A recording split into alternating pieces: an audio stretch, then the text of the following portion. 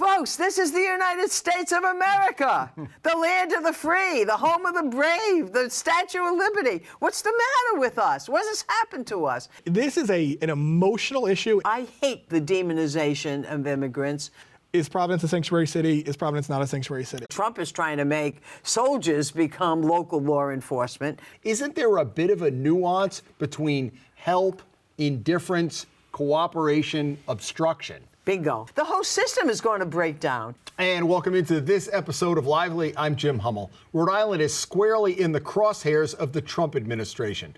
Last week, U.S. Attorney General Pam Bondi told Governor McKee the state is considered, quote, a sanctuary jurisdiction, and Rhode Island needs to eliminate policies that get in the way of federal immigration policy or risk losing federal funding. I am joined today by former Rhode Island Attorney General and political contributor Arlene Violet and Boston Globe columnist Dan McGowan. Neither one of you needs an introduction, but I'll do it anyway. You are our legal analyst. Give me your impression at first blush here. Well, first of all, context, right? In my opinion, the Trump administration have policies that are bully policies to start with. I think it's also part of an effort to go after so-called blue states and to take away voting if they can, redistricting. Oh, no, we're not going to have mail ballots. And this is just another step, I think, toward really harming a blue state, a Democrat state. Having said that, however, there is a legitimate point, I think, that Pam Bondi has. The state does have an obligation, and at least Peter Nerona says that they're meeting it, that if there is an ICE detainer, you ought to cooperate in that. I mean, after all, this person has been picked up for criminal activity and or convicted of criminal activity. They're leaving from the ACI, and yes, you ought to alert ICE, I think, relative to deporting that individual. That only makes sense. And there's like a handful of other policies that the state ought to cooperate on.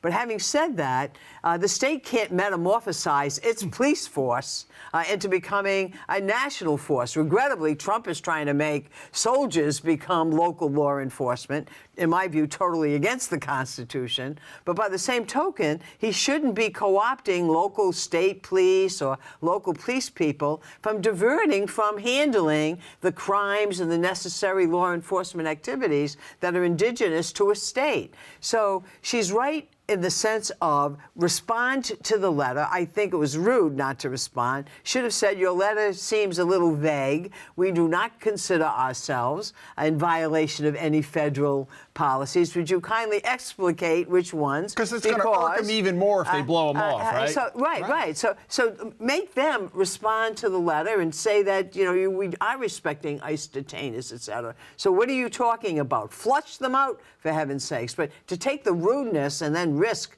the funds problem, I think is a ludicrous thing to do. You don't want to end up in that spot where by thumbing your nose at the administration, they actually then say, okay, we're going to cut off some supply of federal funding just because you didn't respond, not because we think your policies are wrong or whatever, just because you didn't respond, because now you're on, you have to take it to court, you have to ask a judge to unfreeze funding, things like that. This sanctuary city, sanctuary state conversation is one that it's the most perfect kind of red meat issue for everyone involved, and everybody kind of gets it. I don't know if they get it wrong, but everyone kind of goes into one corner on this. So I covered Providence for a long time, covering City Hall. There was always this debate. Is Providence a sanctuary city? Is Providence not a sanctuary city? Especially during the Elorza administration, right? Well, but here's the funny thing. Going back, and this is a little bit even before my time, David Cicilline was adamant, this is not a sanctuary city. Angel Tavares, this is not a sanctuary city.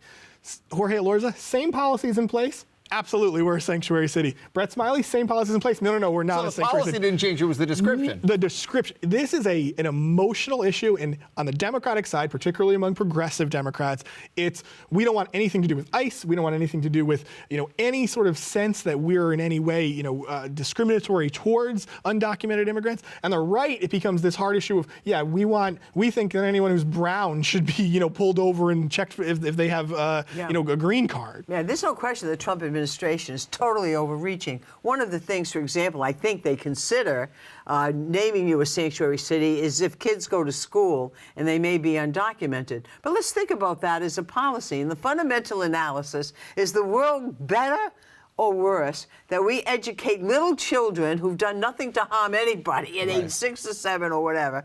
Why bother fighting about whether we're educating them? We only can make the world a better place, for heaven's sakes, if we expose them to the so-called wonderful principles of America and democracy and whatever.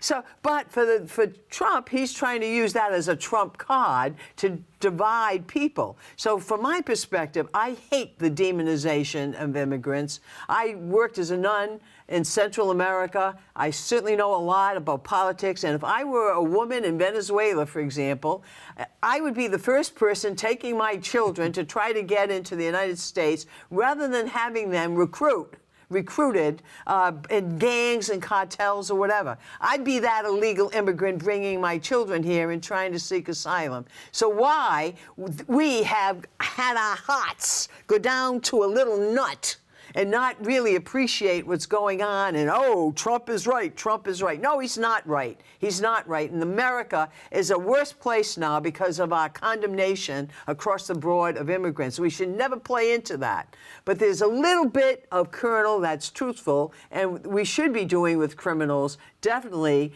giving respect to the ICE detainees. Well, it's the classic Trump playbook, flood the zone. Yes. So if I can get 20, 30, 50%, everything's outrageous, everybody gets tired of it. As I was listening to your analysis right off the top, though, isn't there a bit of a nuance between help, indifference, cooperation, obstruction? Bingo. So who decides that? And of course, there's no definition of what constitutes a sanctuary city.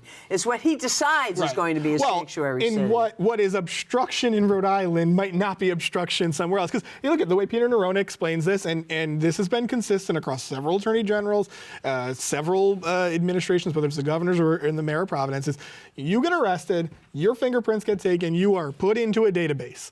ICE has if you are here illegally, ICE knows it. They can come get you. Now, where the friction comes in is if you are pulled over for, let's say, a DUI, something serious, but not something you're going to go to jail for life on or things like that. You know, they say we want you to hold them.